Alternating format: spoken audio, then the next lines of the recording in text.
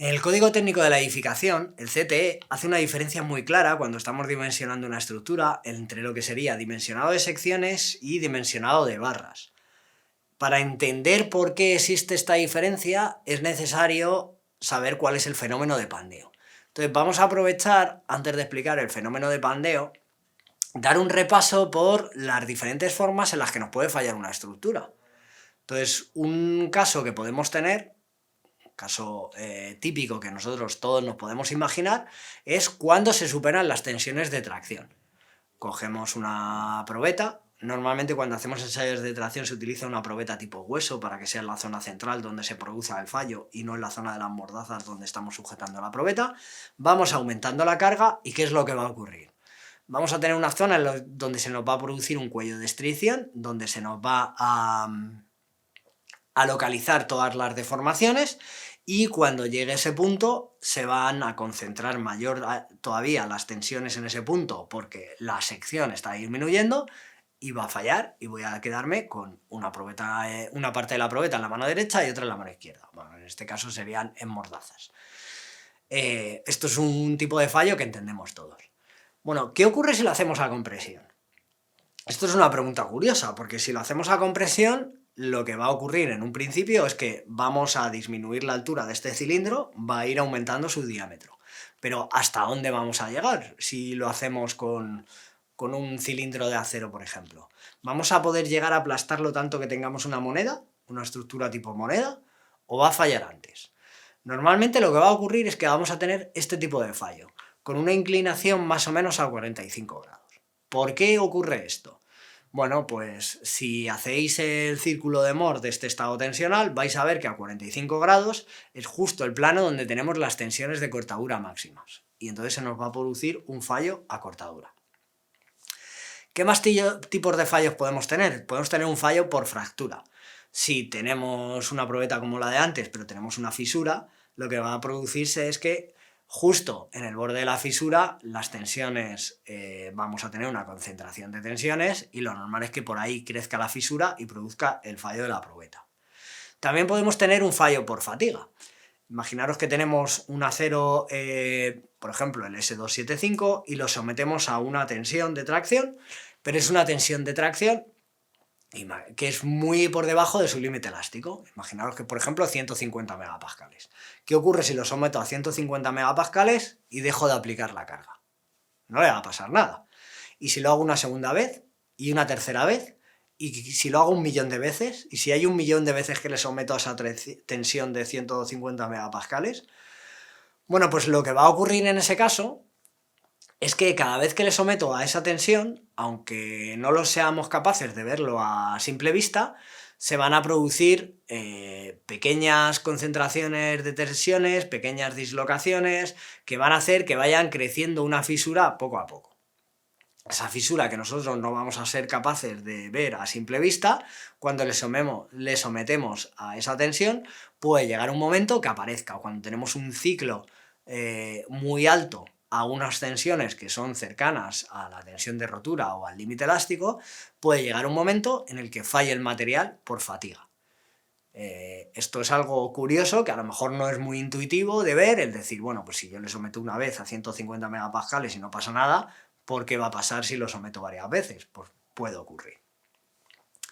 Se nos va a crecer esta fisura y puede producirse el fallo del material. Esto va a ocurrir naturalmente cuando sometemos una estructura a muchos ciclos y normalmente no se va a ocurrir en una estructura tipo edificio, sino que va a ocurrir típicamente en las estructuras que forman parte de vehículos o de maquinarias. Pero también puede ocurrir si tenemos una maquinaria en nuestro edificio. Si tenemos una maquinaria en nuestro edificio, otro fenómeno que puede hacer que falle la estructura es la resonancia. ¿Qué significa la resonancia? Toda estructura que tengamos va a tener unas frecuencias propias. Unas frecuencias propias que son las frecuencias a la que vibraría la estructura si la sometemos a una excitación. Entonces, si le sometemos a una excitación, que por ejemplo hay una maquinaria en esa estructura que hace vibrar nuestra estructura exactamente a la misma frecuencia que es su frecuencia propia, pues va a entrar en resonancia. Si no conocéis muy bien el fenómeno de resonancia, el típico ejemplo es un columpio. Si tenemos un columpio, Si lo empujamos con la frecuencia adecuada, simplemente con un dedo podemos producir un desplazamiento muy grande. Si no lo empujamos a esa frecuencia adecuada, nunca vamos a conseguir que ese desplazamiento sea grande.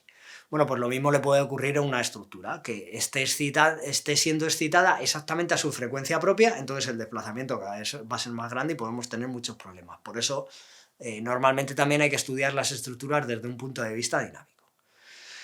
Y bueno, después de todo este recorrido, llegamos a un tipo de fallo que también es particular, que es la inestabilidad elástica. Este es un ejemplo muy parecido al de antes. Tenemos un cilindro metálico de acero que le sometemos a compresión. ¿Cuál es la diferencia entre el que hemos visto antes que fallaba a 45 grados? Pues que este es muchísimo más esbelto. ¿Y qué puede ocurrir si yo someto a este cilindro a compresión? Pues lo que puede ocurrir es algo así. Entonces esto es algo que podéis experimentar todos vosotros con un carné, una tarjeta. Si le sometemos, si yo intento, por ejemplo, romper esta tarjeta a tracción, por muy fuerte que tire no lo voy a conseguir. En cambio, pues si lo someto a compresión simplemente con 2 deditos, pues puedo hacer que falle esta estructura. Bueno, pues por este motivo el código técnico diferencia entre dimensionado de barras a sección o dimensionado de secciones. ¿Por qué? Porque aquí, a tracción, ¿qué es lo que estoy haciendo? Estoy aplicando un esfuerzo axil que, dividido por esta sección, da un valor de la tensión. Si yo no supero la tensión que resiste este material, no va a fallar.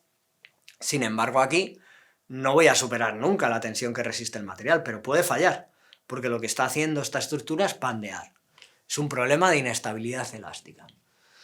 Bueno, pues eso es lo que vamos a ver en este tema, en el tema 4. Vamos a ver qué ocurre cuando tenemos que hacer un dimensionado de barras y entonces tenemos que ver qué pasa si tenemos este problema de pandeo. El típico ejemplo es, tenemos una viga apoyada, le aplicamos una carga de compresión, ¿y cuál es la carga máxima que podemos aplicar?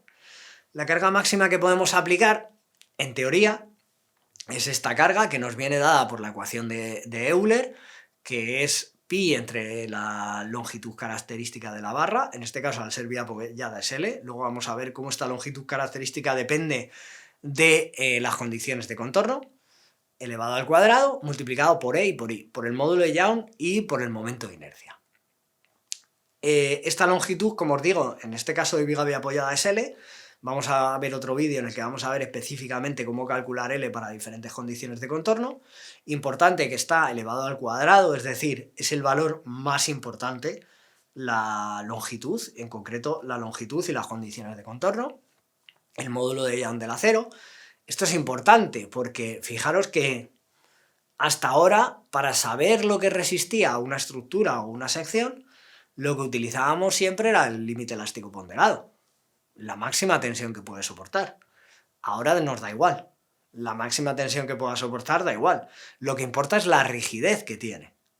Es un tipo de fallo completamente diferente, por eso se llama inestabilidad elástica, depende del módulo de Young.